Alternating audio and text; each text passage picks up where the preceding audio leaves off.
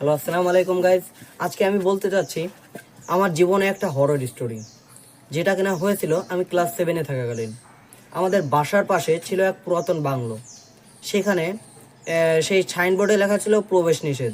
পরে হঠাৎ করে আমি দরজা দিয়ে ঢুকার পরে আমার মাথার পাশ দিয়ে একটা ইট ভেঙে পড়ে, যেটা দেখে আমি খুবই হতাশ হই। কিন্তু এটা আমি সিম্পল ব্যাপার ভেবে ছেড়ে চলে যাই।